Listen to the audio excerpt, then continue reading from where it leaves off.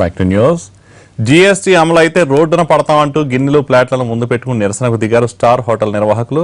18% tax పెంచడంతో సామాన్యులపై భారం పడి హాస్టల్స్ రావడం మానేయడంతో తమపై ఆధారపడ్డ కుటుంబాలు రోడ్ల పాలవుతాయంటూ లంచ్ టైంలో నిరసనలు తెలుపుతున్నారు. దీనిపై పూర్తి వివరాలు మా ప్రతినిధి అరుణ్ అందిస్తారు.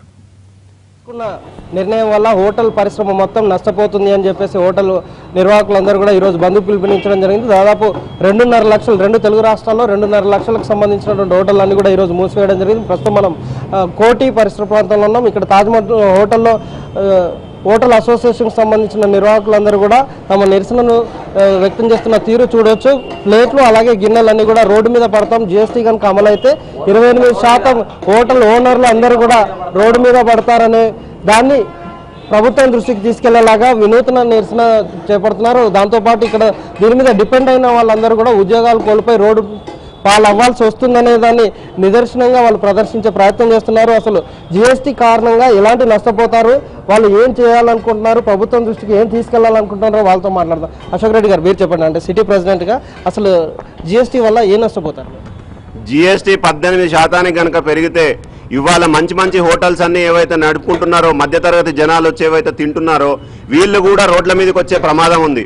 వీళ్ళు కూడా రోడ్డున పడి మేము కూడా బండ్లు పెట్టుకునే స్థాయికి దిగదార్చకండి మమ్మల్ని, దయచేసి 5% తగ్గించి ఎవరైతే సామాన్య ప్రజలు మా దగ్గరకు వచ్చి తింటున్నారో వాళ్ళని ఇంకా ఆనందకరంగా, ఇంకా ఆహ్లాదకరంగా ఉంచేటట్టు చేయండి. మేము ఏసీలు పెట్టినా, లేకపోతే మంచి మంచి కుర్చీలు వేసినా, మంచి మంచి ఏమంటారు ఫర్నిచర్ పెట్టినా, ఏం చేసినా అది పబ్లిక్ని అట్రాక్ట్ చేయడం కోసమే తప్ప మా దగ్గర ఏదో కోట్లు ఉన్నాయి, లక్షలు ఉన్నాయి, మేము ఏదో ఇది చేస్తున్నాం అనేది కాదు.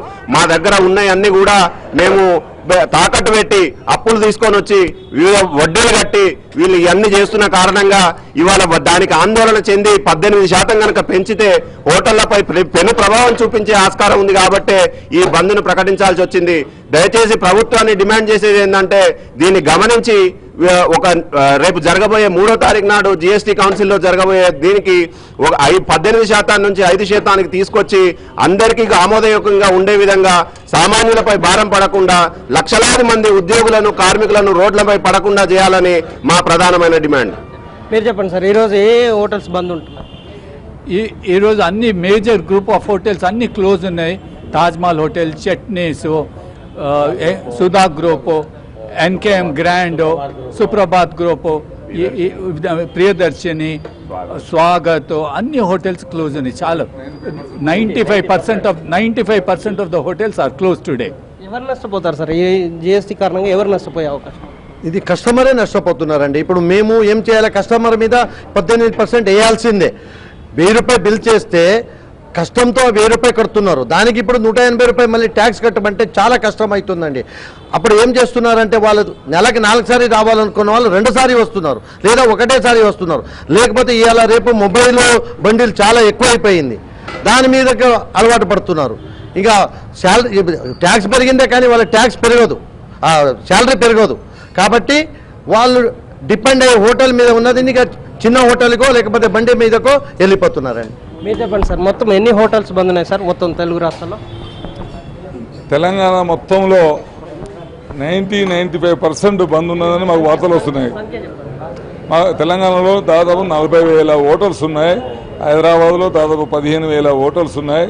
ఇవాళ అందరూ పేపర్ ప్రకటన చూసి, మేము ప్రకటించింది వాళ్ళు చూసి, వారు సానుభూతితో ఎవరంతలా వారు ఈరోజు బంద్లో పాల్గొన్నారు. మరి ఈ పాల్గొనడం వల్ల ప్రభుత్వం చాలా గుర్తించాలని చెప్పి ఇప్పుడు మేము ఎన్నో రకాల ఇచ్చిన వినతి పత్రాలను పరిశీలించి ప్రజలకు న్యాయం చేయాలని కోరుతున్నాం. చేయని పక్షంలో మేము కూడా హోటల్స్ బంద్ చేసుకొని, బండ్లు తయారు చేసుకొని రోడ్ల మీద పెట్టుకొని వ్యాపారం చేసుకున్న పరిస్థితి వస్తుంది. మరి ఆ విధంగా ప్రభుత్వానికి ఎలాంటి లాభం ఉండదు. మరి ఉద్యోగస్తులందరూ ఉద్యోగాలు కోల్పోతారు, గవర్నమెంట్కి 1 రూపాయి కూడా ఇన్కమ్ రాదు. మరి ఆ విధంగా మాకు ఆ ప్రోత్సాహం ప్రభుత్వం ఇవ్వదని చెప్పి మరి ఈ సందర్భంగా మేము తెలియజేస్తున్నాం. ఇది ప్రభుత్వం కనుక ప్రోత్సహించకపోతే, దీన్ని పరిశీలనకు తీసుకోలేకపోతే చాలా తీవ్రమైన ఇబ్బందులు ఎదుర్కోవాల్సి వస్తాయి. కాబట్టి తక్షణమే ప్రభుత్వం కొంత చొరవ తీసుకొని జీఎస్టీని తగ్గించాల్సిన అవసరం ఉందని వీళ్ళు డిమాండ్ చేస్తున్నారు. వినూత్నంగా నిరసన కార్యక్రమాలు చేపట్టిన వాళ్ళు లంచ్ టైంలో మరీ ప్లేట్లు బయట వేసుకొని, ముందు వేసుకొని రోడ్డున పడతామని ప్రదర్శించే ప్రయత్నం చేస్తున్నారు.